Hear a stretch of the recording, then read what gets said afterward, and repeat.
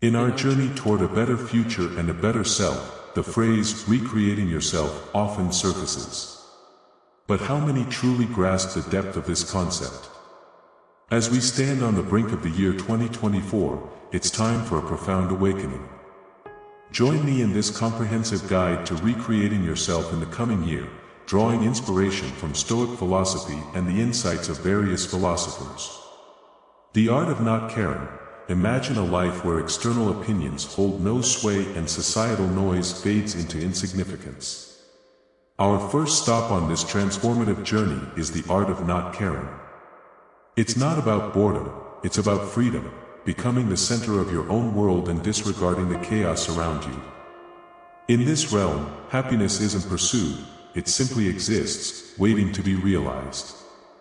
Let's explore the art of selfishness, understanding that true love for others stems from a foundation of self-love.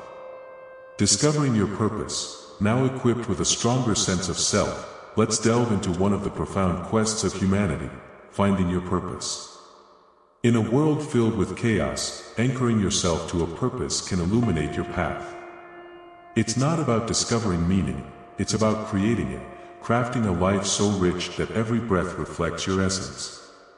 Embracing Stoicism, our final destination is the ancient philosophy of Stoicism, still remarkably relevant today. Uncover the Stoic ideals of a good life defined by virtue, wisdom, and tranquility, not by financial success. Embrace a life where adversity transforms you instead of breaking you. The New Year's resolution, as we approach the year 2024, remember that exercise isn't just about changing your appearance, it's about transforming your core. Rediscover the hidden gems within you, reconnect with your true self, and radiate that energy into the world. The real question isn't whether you should change, but whether you are ready to meet your best self. Don't fear the leap, let's embark on a journey together towards unparalleled growth, wisdom, and enlightenment. In our quest for increased happiness, reduced fear, and an overall more complete life, the concept of not caring, in a philosophical context, holds significance. Contrary to a misconception of complete detachment, not caring involves liberating ourselves from social pressures, fears of the unknown, and concerns over uncontrollable factors. The focus shifts towards our actions, reactions, and emotions, prioritizing the things we can change. This approach, termed the art of not caring, entails recognizing our limits and discerning where to direct our attention. Central to this philosophy is the cultivation of hard work and enthusiasm, fostering an acceptance of uncertainty and finding joy in the present moment. Finding your place. If you've ever felt burdened by the world or desired to release inhibiting worries, or if you're intrigued by diverse philosophical perspectives on happiness, you've arrived at the right destination. Our journey aims to provide a fresh understanding of navigating life's highs and lows with tranquility, serenity, and a clear mind. Join us as we unveil the secrets of freeing yourself through the art of not caring, a pathway to a more content and satisfying life. Philosophy's role in happiness. Before embarking on this philosophical expedition, it's crucial to explore the profound connection between philosophy and happiness. Philosophy, the pursuit of knowledge and wisdom, delves into fundamental questions about existence, reality, values, and reason. Of particular significance for our discussion is happiness. Throughout history, philosophers from diverse eras have endeavored to define and comprehend happiness. The Greek perspective reimagined, let's consider the views of ancient Greek philosophers, notably Aristotle. Aristotle envisioned happiness not as a fleeting emotion but as eudaimonia, often translated as well-being or the good life. For him, happiness entailed living a life of virtue and wisdom, realizing one's full potential, and contributing positively to the world. Contrarily, Epicurus advocated for happiness through seeking pleasure and avoiding pain. However, Epicurean philosophy promotes a balanced pursuit, emphasizing natural joys like peace of mind, friendship, and intellectual activities. Enlightenment thinkers and utilitarianism, transitioning to the 17th and 18th centuries during the Age of Enlightenment, philosophers like Jeremy Bentham and John Stuart Mill embraced utilitarianism. They asserted that happiness involves maximizing overall well-being for the greatest number of people. This perspective shifted the focus from individual pleasure to a broader societal impact. Conclusion: as we embark on this philosophical journey, our aim is to empower you with insights on how to let go, discover more about yourself, and live a happier, more fulfilling life. Now is the opportune moment to delve into the rich tapestry of philosophy and its profound implications for our pursuit of happiness. Exploring different philosophical perspectives on happiness reveals varying beliefs regarding moral and ethical standards. Arthur Schopenhauer, a German philosopher from the 1800s, held a pessimistic view, asserting that life is filled with pain, and happiness lies in avoiding such suffering. Schopenhauer proposed reducing desires to minimize pain and sadness, challenging conventional notions of happiness. Existentialists of the 20th century, including Jean-Paul Sartre and Albert Camus, rejected the idea that life inherently possesses meaning. They believed it was each individual's responsibility to create their own purpose and happiness, challenging societal norms in favor of sincerity and personal freedom. Eastern philosophies, exemplified by Buddhism, offer an alternative perspective.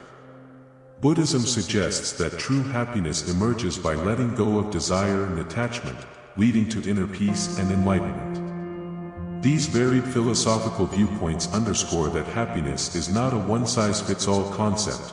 Personal beliefs, decisions, and perceptions of the world are intricately connected to it. Transitioning to the discussion of the art of not caring, this approach aligns with different philosophical views on happiness. It seeks a balanced and deliberate way of caring about essential matters, guiding individuals towards a content and satisfying life. It is crucial to recognize that philosophy does not provide concrete solutions but encourages asking pertinent questions. The exploration of not caring involves keeping an open mind, questioning assumptions, and allowing diverse philosophical ideas to deepen our understanding of happiness.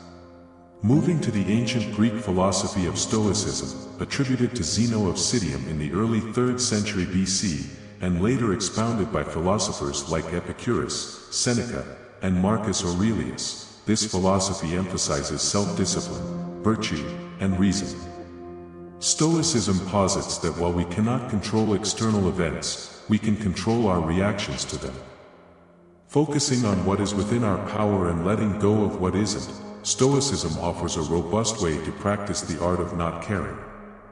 The Stoic notion of differentiating between the things within our control and those outside it encourages prioritizing attention and care on aspects we can manage.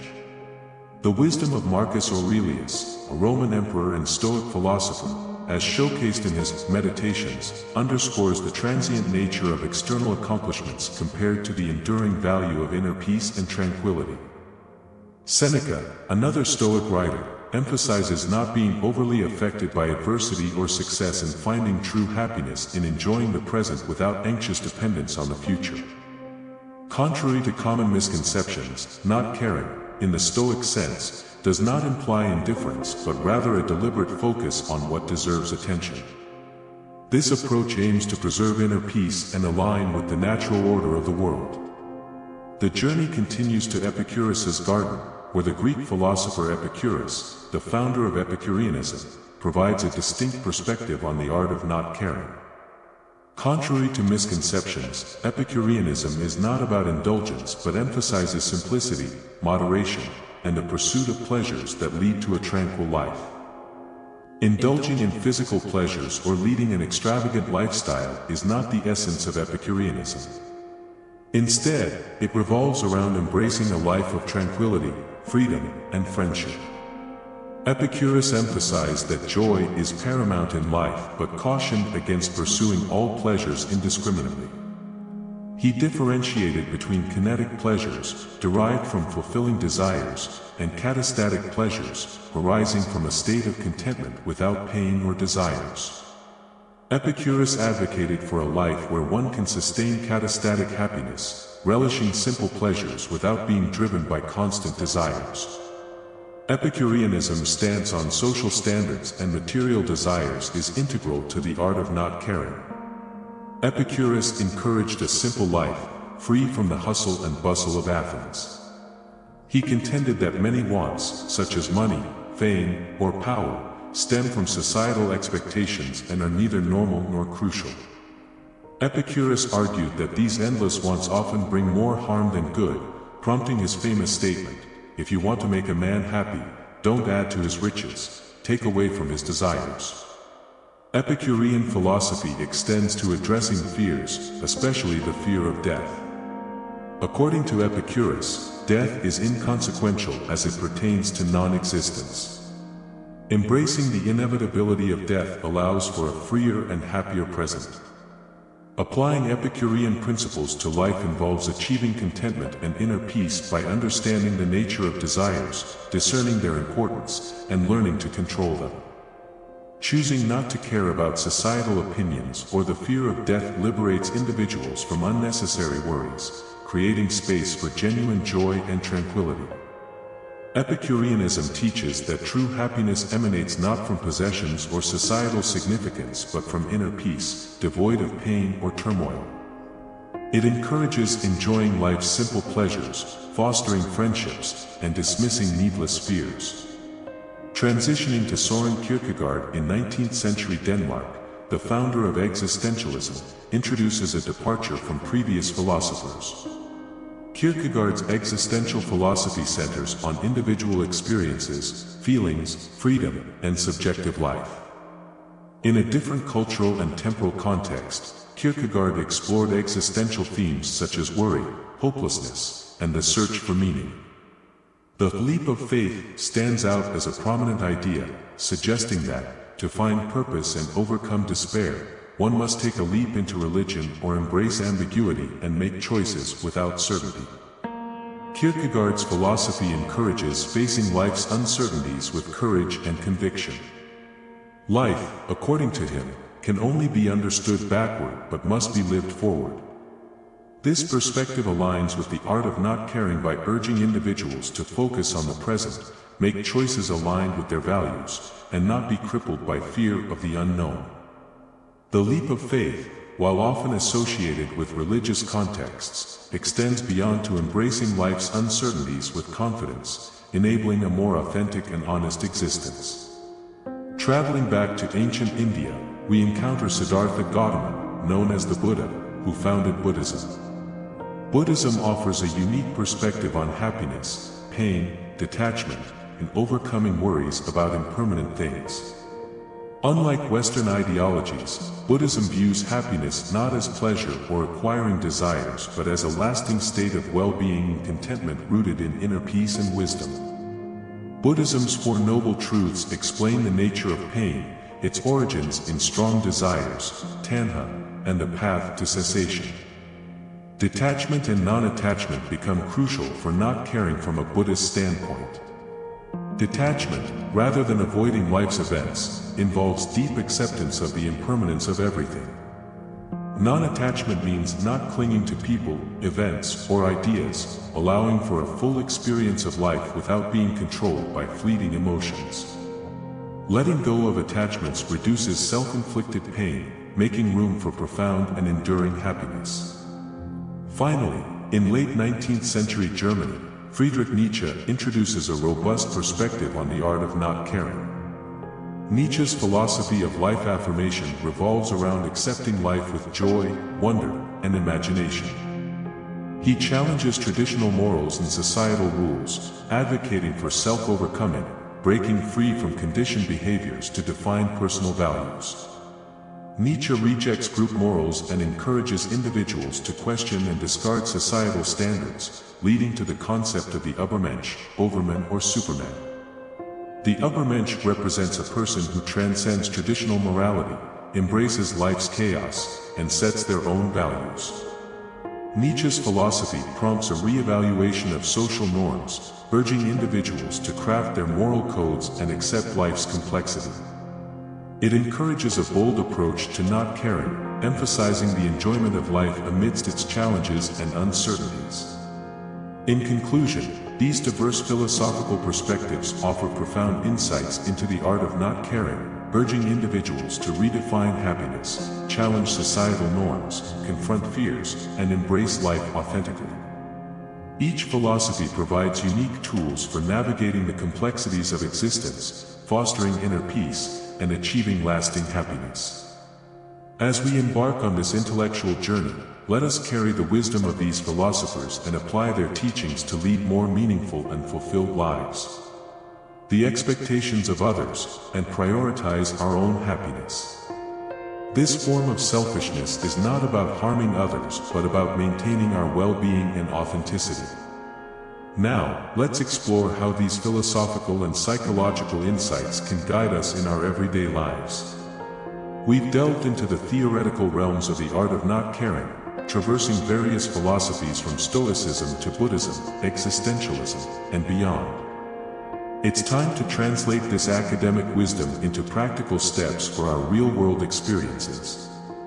In this analogy, healthy selfishness is the act of tending to our mental garden, ensuring it receives the nourishment it needs.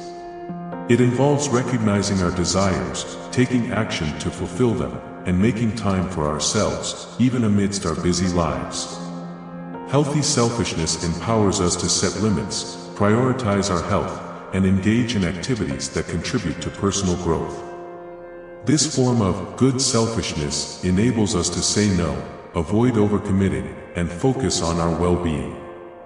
The collaboration between self-love and healthy selfishness creates a powerful force that facilitates a peaceful, happy, and fulfilling life. These concepts work together to maintain mental balance, foster personal development, and equip us to face life's challenges with confidence and resilience. By cultivating a mental garden of self-worth and resilience through self-love, and ensuring its care through healthy selfishness, we can lead a life grounded in self-respect and immune to external winds of validation. As we delve into the wisdom of philosophers and psychologists on this path, we aim not only to acquire academic knowledge but also practical wisdom that can profoundly impact our lives. Guided by the insights of these thinkers, we embark on a journey to find balance, meeting our own wants while caring for the needs of others. This exploration is an invitation to embrace self-love and healthy selfishness as tools for personal growth and a fulfilling life. That Maslow's notion of the hierarchy of needs and self-actualization provides a compelling perspective on our discourse. Abraham Maslow, the renowned American psychologist born in 1908, significantly impacted the field with his humanistic approach, often referred to as the third force in psychology. This perspective emphasizes the inherent goodness of people and the importance of their psychological growth. Maslow's most notable contribution is his theory of the hierarchy of needs, still influential across various domains like business, marketing, psychology, and education. Maslow placed self-actualization at the pinnacle of his hierarchy, deeming it the most crucial aspect. Self-actualization, according to Maslow, is the ongoing process of realizing one's full potential over time. This concept aligns with our previous discussions on self-love and healthy selfishness. Maslow's hierarchy starts with basic needs like food and water at the base, progressing to self-actualization at the summit. He posited that individuals must fulfill their basic needs for safety, love, and respect before striving for self-actualization. In the framework of Maslow's structure, self-love becomes integral to meeting these needs. The more individuals love themselves, the better they attend to their physical and mental well-being, reflecting a positive form of selfishness. Self-care, viewed as a healthy selfish act, becomes a crucial step on the journey toward becoming one's best self. Maslow also emphasized the significance of self-esteem in this hierarchy, highlighting how self-love and respect are foundational for personal growth. Moreover, the pursuit of self-actualization aligns with a positive form of selfishness. Maslow contended that seeking personal growth, satisfaction, and peak experiences is an integral part of self-actualization. This pursuit, often seen as a form of selfishness, is considered positive and healthy, leading to personal growth and happiness. It is essential to note that Maslow also incorporated transcendence, involving helping others and recognizing our interconnectedness with humanity, as part of self-actualization. Abraham Maslow's ideas provide a fresh perspective on self-love and healthy selfishness, underscoring their importance in personal growth and well-being. His insights illuminate a path towards self-actualization, emphasizing the role of healthy selfishness and the interconnected nature of self-love in fulfilling our needs. Venturing further back in time to explore ancient wisdom, we turn our attention to Aristotle, a pivotal figure in philosophy. Born in 384 BC, Aristotle's extensive body of work in philosophy, ethics, and politics continues to influence thought centuries later. Central to Aristotle's ethical philosophy is the concept of eudaimonia, often translated as happiness or flourishing. Aristotle asserted that eudaimonia is the most important pursuit in life, representing a permanent state derived from virtuous living and realizing one's full potential. Aristotle's ideas on self-love and reasonable self-interest are intricately linked to eudaimonia. Contrary to common perceptions, Aristotle advocated for self-love, considering it not only acceptable but crucial for achieving eudaimonia. Self-love, in Aristotle's view, is not about selfishness but involves striving for what is genuinely good for oneself. Reasonable self-interest, aligned with self-love, stems from humans' logical nature, propelling them to attain their fullest potential. On the topic of selfishness, Buddhism encourages individuals to transcend self-centered desires and develop a sense of interconnectedness with all living beings. The Middle Way teaches that true happiness comes from understanding and addressing the causes of suffering, both for oneself and others. Selfishness, in the sense of disregarding the well-being of others for personal gain, is considered an obstacle to spiritual growth and genuine happiness. In summary, the Buddha's teachings on the Middle Way provide valuable insights into the relationship between self-love and selfishness. Emphasizing balance, mindfulness, and compassion, this perspective encourages individuals to care for their well-being without falling into the extremes of self-centeredness. Moreover, it discourages selfish behaviors that harm others and promotes a path of understanding, kindness, and interconnectedness. In the perspective of Erich Fromm, self-love is not to be demonized. Instead, it is the unskillful or harmful expressions of selfishness that are discouraged, such as greed, hatred, and delusion. These are viewed as roots of suffering that divert one from the right path. However, a healthy sense of selfishness, such as caring for one's well-being, holds significance in Buddhism. It aids in cultivating self-love and compassion, essential elements in walking the middle way. Consider the practice of meditation, a fundamental aspect of Buddhist practice. Meditation can be perceived as an act of self-love and healthy selfishness. It is a dedicated time for oneself, focusing inward and fostering a tranquil and mindful state of mind. This practice harmonizes perfectly with the middle way, promoting balance and steering clear of extremes, like excessive outward focus or complete detachment.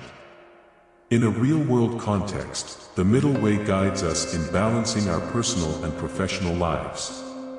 It encourages us to attend to our needs without neglecting responsibilities toward others. It inspires a healthy approach to life, avoiding excesses in sensual pleasures while not denying ourselves joy and comfort. The middle way teaches us to approach life with equanimity, understanding, and compassion, not just for others but also for ourselves. The Buddha's middle way provides a compelling perspective on the delicate balance between self-love and selfishness. It urges us to cultivate self-love and a healthy sense of self-interest without swinging to the extremes of self-indulgence or self-denial. Now, turning our attention to the mid-20th century, we explore the insights of German social psychologist, psychoanalyst, sociologist, and humanistic philosopher Erich Fromm. Born in Frankfurt, Germany, in 1900, Fromm's ideas reached beyond academic fields, offering profound insights into human behavior, love, and society. Fromm is best known for his work, The Art of Loving, published in 1956. In this seminal work, he presents love as an art that requires cultivation and nurturing, involving discipline, concentration, patience, and a transcendence of narcissism. Fromm's conception of self-love differs from narcissism or conceitedness. He emphasizes that loving oneself and loving others are inseparable, two sides of the same coin. For Fromm, self-love involves acknowledging one's own worth without harboring self-hatred for shortcomings. It is a deep appreciation for oneself that allows for genuine love for others. Fromm asserted that an individual's mental health is intertwined with their capacity to love themselves and others. Love, according to Fromm, lies at the heart of the answer to being human. In practical terms, Fromm's idea of self-love encourages a balance between caring for oneself and for others. It involves recognizing personal needs and aspirations while respecting and caring for the needs and aspirations of others. Rejecting the notion of self-love as a narcissistic and self-absorbed act, Fromm redefines it as an inclusive act that extends beyond the self. In relationships, whether personal or professional, Fromm's idea encourages the practice of active listening, understanding, and mutual respect rooted in the love cultivated for oneself and extended to others. It promotes patience, not only with others but also with oneself.